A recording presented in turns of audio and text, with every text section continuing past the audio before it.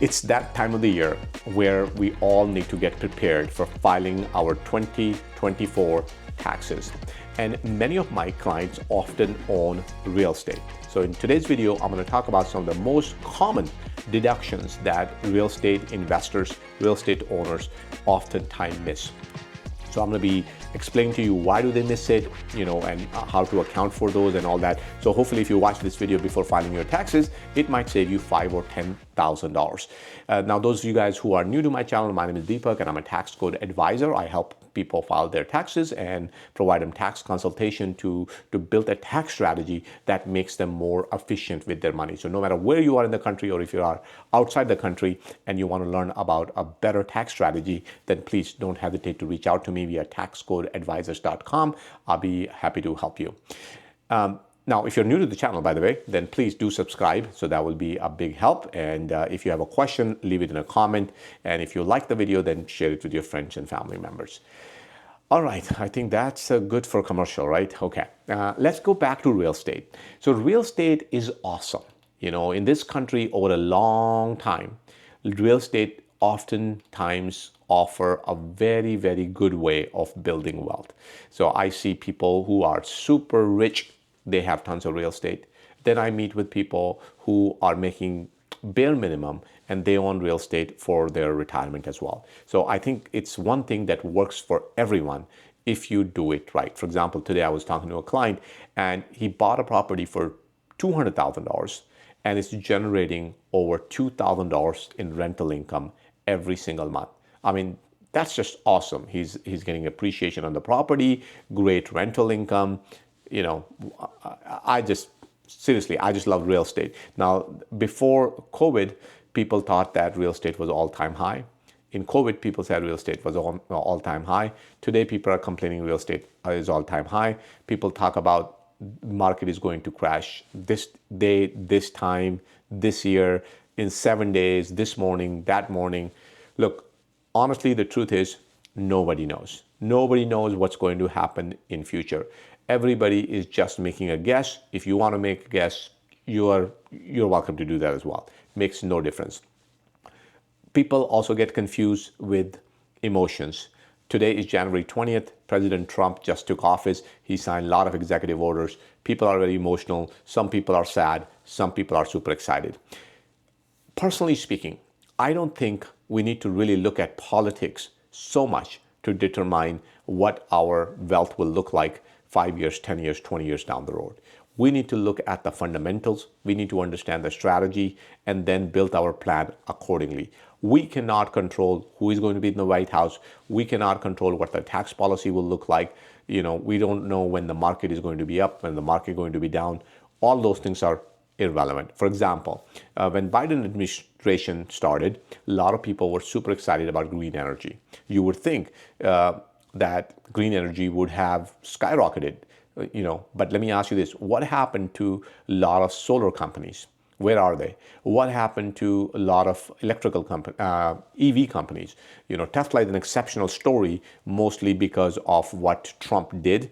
And then more importantly, they have a charismatic leader like Elon Musk. And lastly, Tesla always is very good at building a new narrative. It gives a reason to people to get super excited about the company. Not everybody can do that. So I kind of see Tesla as an exception to all of those rules. But generally speaking, if you take a look at Biden administration, you would have thought that green energy going to do very well. A lot of companies will move into EV sector and they're going to very well, but they didn't. If most solar companies did actually bad. Most companies who were in EV space did very bad. So it's not a good thing to link our financial decisions with with politics. That's the point I'm trying to make. Anyhow, let's go back to real estate.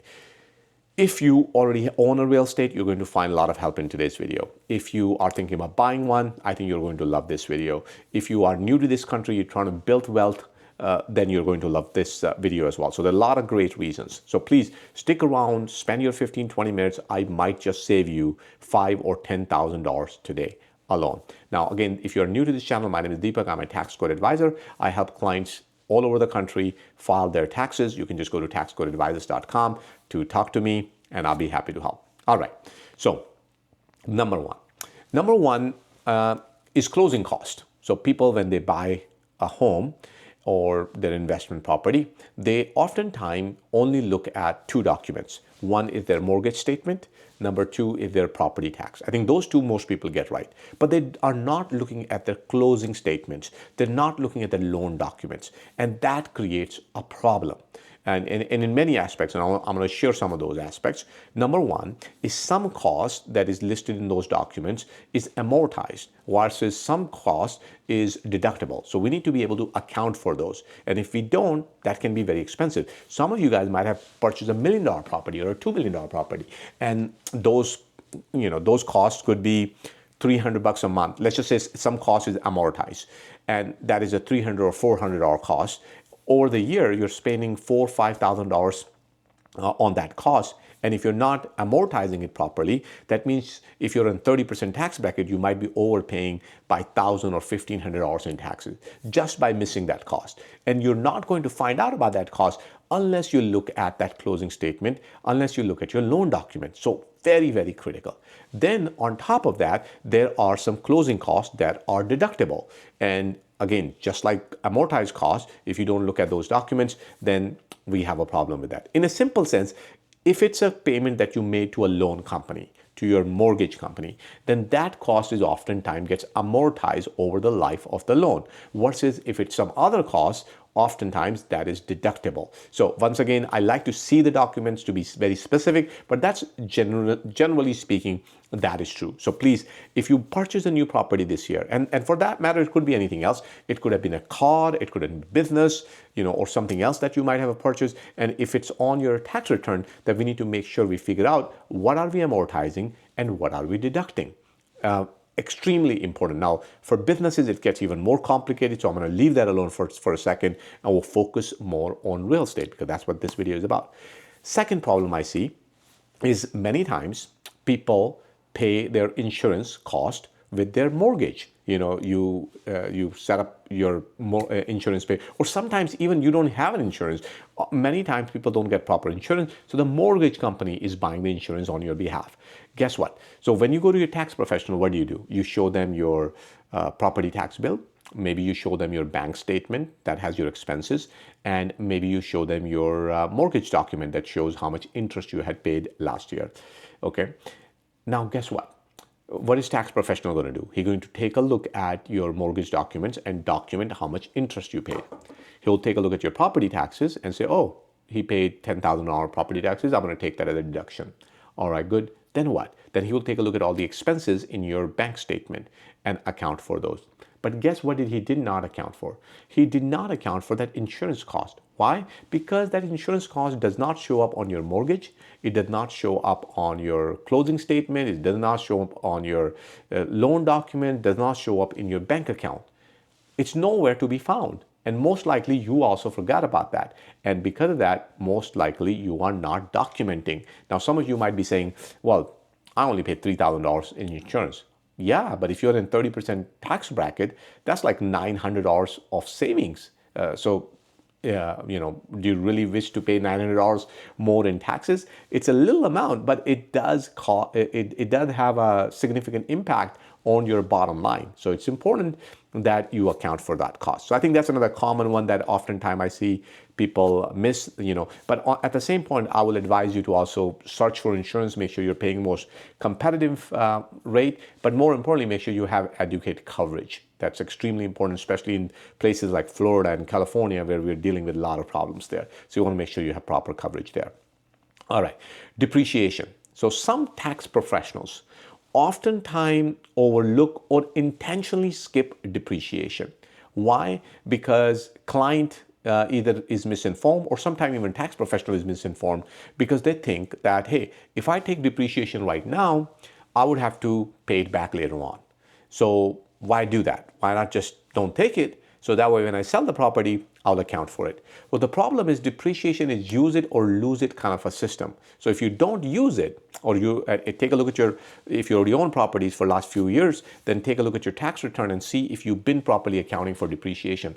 Oftentimes I'll see, either they're not taking a depreciation properly, Or I'll see them, they're taking a wrong depreciation altogether, and they're not reporting it properly. So got to make sure you do it right, because if you don't do it, even if you don't take it, it's still costing you money. So for most of you guys who have residential property, we got to depreciate property over 27 and a half years. If it's commercial, it's 39 years. If it's international, it might be about 40 years. So we need to account for it properly. Another one I commonly see is people write checks to contractors to do the work, and then they don't issue them 1099. That is a big problem. It can cost you almost $500, $600 in penalties. You don't want to deal with that. So you got to make sure the deadline for that is January 31st. If you paid anybody more than $600, you need to issue them 1099. So if you don't know how to do that, or you need some help with that, definitely reach out to us and let us figure that out. So that's one.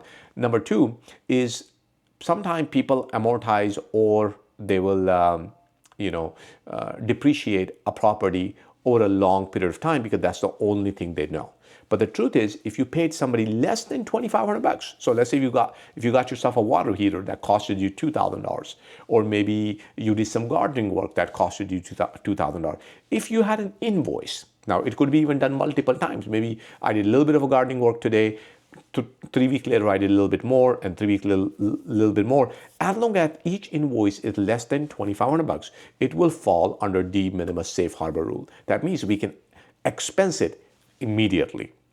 So let's just, again, go back to that same scenario. We have 4 invoices for $2,500 each. That's $10,000. And if I can take that expense and form a 30% tax bracket, right there I save $3,000. And that's just federal. Then you got state taxes as well. So you can see these savings are starting to add up. I don't know, maybe I'm not keeping track of it, and you can. Maybe we are at almost $10,000 at this point. But these are little things that does quickly add up. So please pay attention to that. Now, if you have an investment property, more than likely you need to go visit that property, right? Maybe you need to fly there. Maybe you need to take a hotel there. Maybe you need, while you're traveling, maybe you need to eat. Maybe you need to clean that house, so there's some expenses there. Maybe you need to take a hotel while you're visiting the property. But more importantly, many of you guys might even need to be driving to that property. So these are all travel-related expenses to manage your property. And many of those expenses are deductible. So I think this business deduction can be a whole long topic, so I'm not going to go through each one of them. For example, hotel expenses, airline expenses, overnight expenses, meal expenses, uniform expenses. So there's so many more deductions that we can write off. But for time being, let's just talk about mileage, for example. Oftentimes, what I see is people either don't properly account for their travel. For example, they should be taking in a mileage deduction, but they end up taking actual deductions, and now they are falsifying their tax returns. Why? Because they barely go to that property once a year or twice a year, and they're using actual expenses. Well, guess what? In order to claim actual expenses, you need the car needs, or whatever automobile you might have, the business use has to be more than 50%. So if you're only going there once or twice a year, it's certainly not 50%, and you should not be using it. That's going to come back and bite you later on. So what should they do? They should use mileage. And if they're going to use mileage, they should be tracking the mileage. How many times people come to me with a proper tracking sheet of their mileage? Never. Just doesn't happen. Okay, big mistake. Please, if you want to leave money on the table, that's your choice, but you shouldn't be. If you're spending 10,000 miles even, oftentimes you can write off almost 70 cents a mile. So that's like $7,000 in expenses that you're able to write off just by keeping track of the miles. So that's another common one that oftentimes people miss. This next one I'm going to talk about, I think this one is over-exaggerated many times and oftentimes misrecorded. And the strategy is known as paying your kids. If you own a property, you got to be able to pay your kids, which makes sense. But people oftentimes have poor documentation when they're paying their kids. They oftentimes are not paying their fair compensation. It's usually a wrong amount. Third thing I see, they're paying it the wrong way or not paying at all and recording it as an expense. Sometimes they get confused between W-2 and 1099. Sometimes they need to give 1099, they don't give 1099. Sometimes they need to give W-2, they don't give W-2. So this particular strategy, I think, is oftentimes a mess.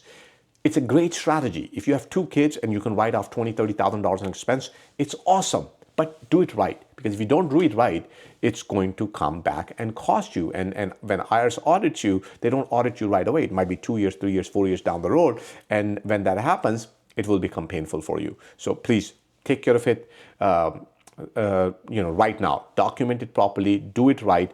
You will be safe that way. Another common one could be expenses, right? So for example, maybe you're paying a contractor, maybe you're paying, or somebody else. And if you're paying these people, you need to issue them a 1099. And if you're not issuing them 1099, then that's a problem. So that's another common one I see.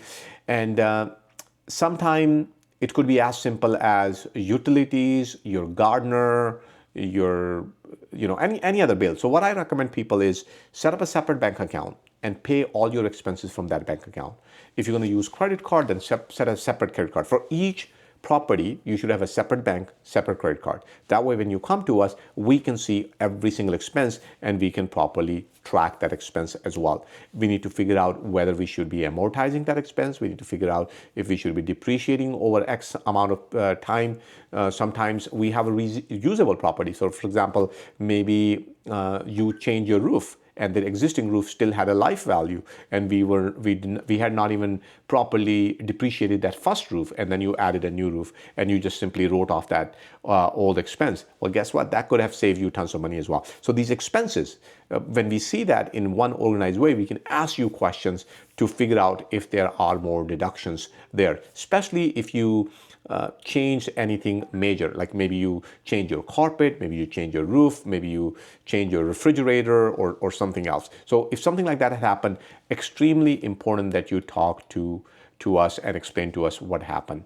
And in a similar fashion, sometimes people don't even track their professional fees. So for example, fees that you maybe paid to us, to your tax professional, maybe you're an attorney or somebody else, you took a training course or something like that. If it's an investment property, we need to take a look at all of those fees and take a reasonable deduction for those professional fees as well. So these are some of the common things I see when it comes to real estate to begin with, but there's just so much more. I think on real estate alone, we could probably do a 3-day seminar and still be not done with it. There's just so many opportunities when it comes down to real estate. That's why I say that don't get emotional, don't focus too much on politics or anything like that. Focus on fundamentals, focus on what matters to you. How does it look like 10, 15, 20 years down the road? So anyhow, I hope this was helpful to you. If you like it, please put a comment down here and let me know if you like this kind of content. And if you have a question, then please leave that there as well. And don't forget to like and subscribe to the channel.